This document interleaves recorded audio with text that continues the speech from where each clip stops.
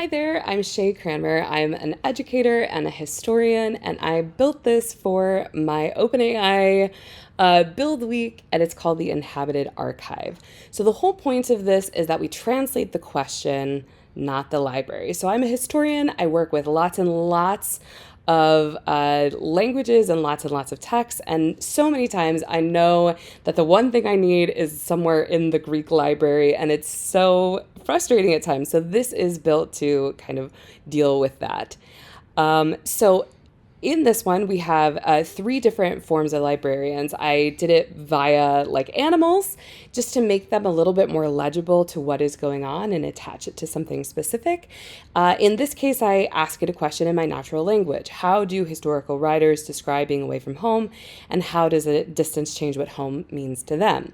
So the fox and I go back and forth. We have a conversation. This is run by ChatGPT 5.6.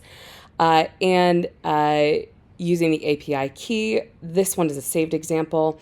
So essentially, this fox sharpens the question, and we can continue to talk to him until we are done and we feel like he's got the real nuggets of the question. And we click, "I'm done. Take me to the table."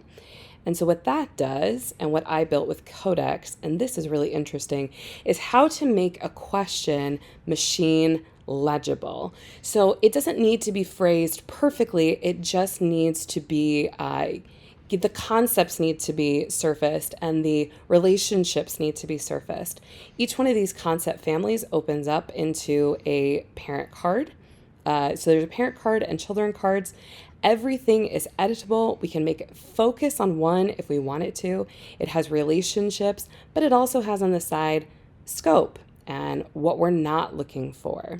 So this takes our natural language question and puts it into machine language, essentially. We can return to the full table when we're satisfied with this, and we can discard anything, and we can also retrieve it. When we are done with this one, we hand it to the badger. So this is another librarian. So the badgers are our linguistic experts.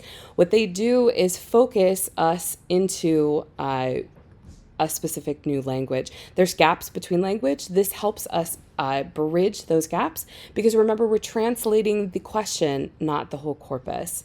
So when we've got this all sorted out and approved, then that hands it over to the searching lens, which is the owl. So that raises and surfaces all of the passages that are viable to what we are looking at. It holds the connections, but it does it in the language of the corpus.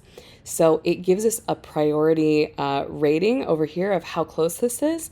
And it gives us 18 passages that connect to our specific question. So using Codex, I gave it my scholarship and my judgment, and it built so much of this. And yeah, it's been a great tool and something that I never thought I'd be able to do. And it's beautiful. Thank you so much.